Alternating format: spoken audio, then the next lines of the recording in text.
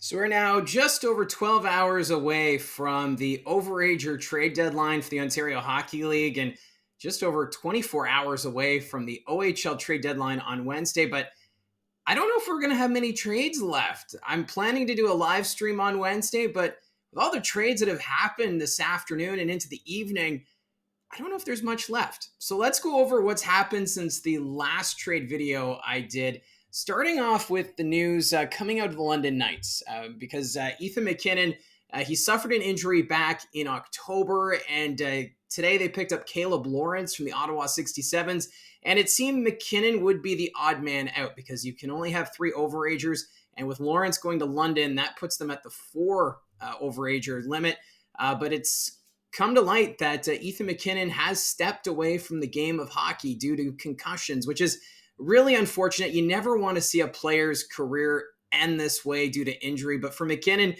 it's nice to know that he'll be joining the London Knights as a player development coach for the remainder of the season. So a great touch there by the London Knights organization. So it's really tough because Ethan McKinnon, such a great talent with that London Knights team, and was really looking forward to having that team go on another run after going to the OHL championship last year. But they did pick up Caleb Lawrence. He's a big centerman, and we'll see what Dale Hunter and company can do with this team.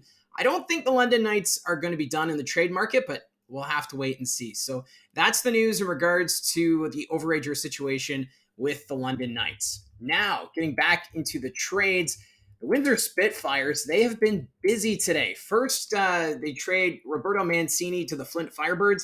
Well, that opened up an overager position, and they've claimed Max Donoso, the goaltender from the Ottawa 67s. Goaltending was an issue to start the regular season for Windsor. It was viewed as maybe the flaring issue with Windsor just before Jared Smith was let go as head coach. So Donoso, he has a record of 10-10-2 with the 67s, a 345 goals against average, and an 891 save percentage. So those numbers they're okay, they're decent, but for Donoso, he's probably not going to be getting a lot of ice time once McKenzie comes back from injury. So the 67s deciding to release him, and he's going to be joining the Windsor Spitfires. So he'll be one of their 3 overagers potentially, because they did another move after that. They then traded Ian Micheloni to Ottawa. With Donoso joining Windsor, Micheloni, he was decided he was expendable, so they've traded him to the Ottawa 67s for a 12th round pick in 2026. And if you haven't seen Micheloni play, he's got the Ed Belfour style goalie mask with the eagles on the side. Such a cool mask. I hope he keeps it with Ottawa.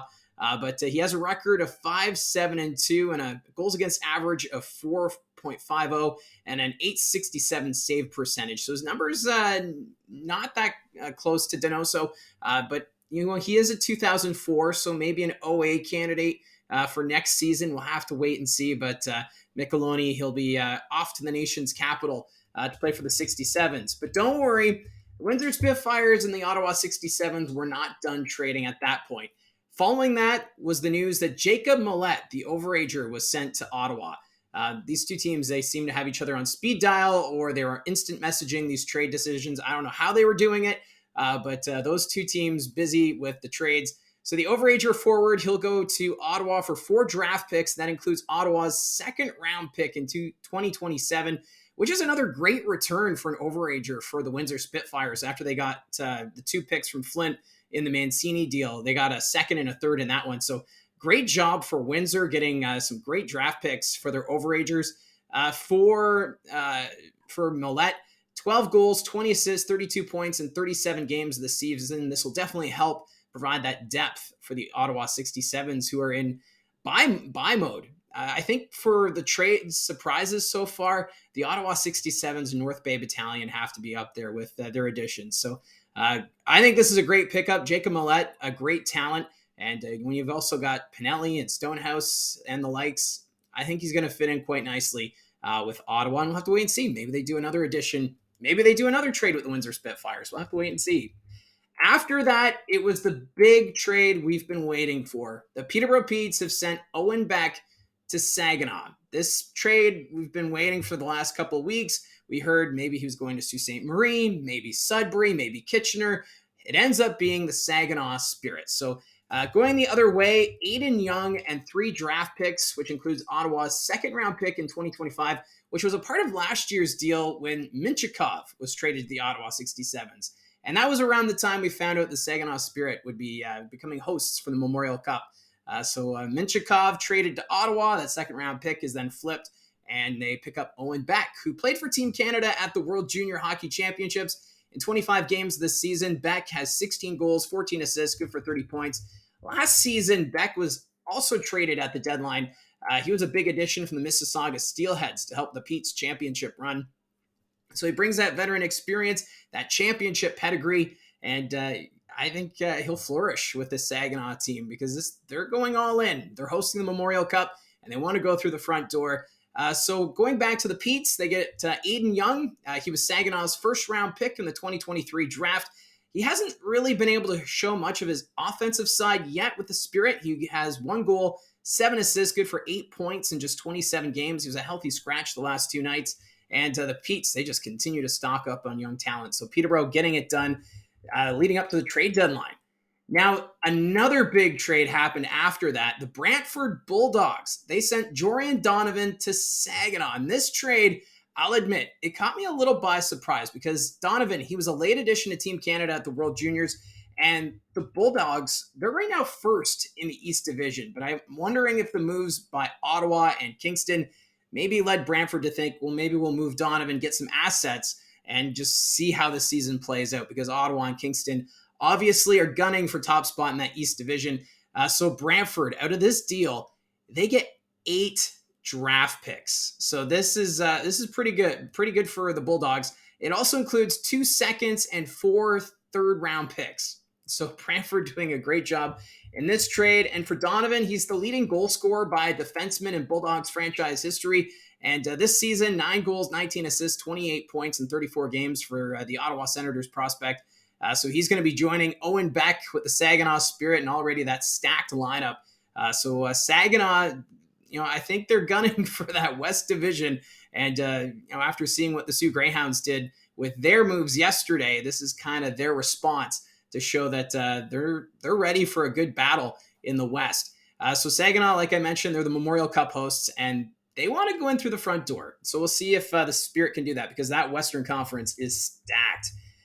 Then after that, we saw the Peterborough Petes trading Donovan McCoy to the Sudbury Wolves. And we've been waiting for the Wolves to do something leading up to the OHL trade deadline. I know they've been doing a lot of phone calls.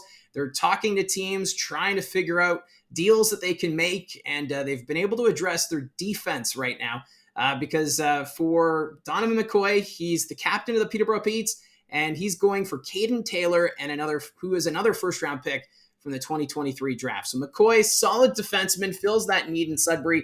He has 6 goals, 15 assists, good for 21 points in 37 games. And as for Caden Taylor, just 1 goal, 4 assists, and 5 points in 27 games.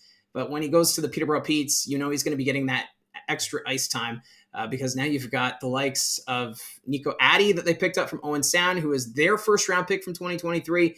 And then you've got Young, who they just picked up today from Saginaw, and now Caden Taylor. So that's 3 first-round picks that they've picked up. So Peterborough, I think they're going to be in good shape in a couple years down the road. They've got the core, and we'll just have to wait and see how this all plays out.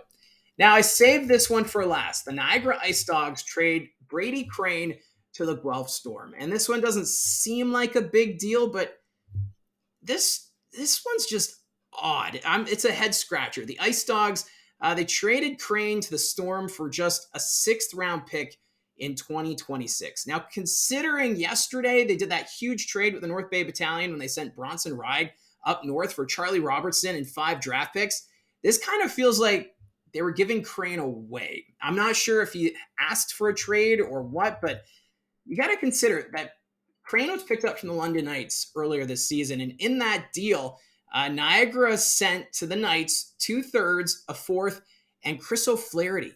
And for Crane, since that trade, he's only appeared in 11 games, 3 goals, 4 assists, 7 points, and they're just sending him off to Guelph. He is a 2004-born player, so he could come back for an overage season next year with the Guelph Storm, but I don't know what's going on with the Niagara Icedogs. There's been a lot of questions about this franchise over the last 2 years. Last year, I believe it was at least 26 trades they completed. This year, not as many trades, but still making quite a few. And this one it just seems odd to me. Let me know in the comments down below your thoughts on this trade or any of the other trades. We're still waiting to see what are the Kitchener Rangers going to do. They've been quiet. They're the top team right now in the Ontario Hockey League, and they have not made any moves as of yet. For the Barrie Colts, they still have two overager goaltenders on their roster, Ben West and Anson Thornton. They have to get down to the 3 overager limit because on top of the 2 goaltenders, they've got Brendan Sirazati, who they picked up yesterday in the trade from Sault Ste. Marie, and then their captain, Connor Punnett. So something's got to give, and you have to think there's not a lot of goaltender positions available right now. So I think there's going to be some tough decisions that need to be made with the Barrie Colts leading up to the noon deadline for overagers tomorrow, and we'll have to wait and see what happens on that front. So let me know in the comments section down below your thoughts on the trades so far today. If there's any more trades that take place today, I'll post a video probably tomorrow morning, just doing a recap, or I'll wait until after the deadline pass, depending on the trades that happen. But still, it's exciting times, the OHL trade deadline. I just hope that we have some trades to talk about during the live stream on Wednesday, which starts at 8:30. You can tune in for that. And if there are no trades, we'll just hang out and chat OHL hockey. It'll be a good time. So anyways, thank you for your support. Thank you for tuning in. And again, let me know in the comments down below your thoughts on the trades. Remember to hit like and subscribe, and we'll talk to you again soon.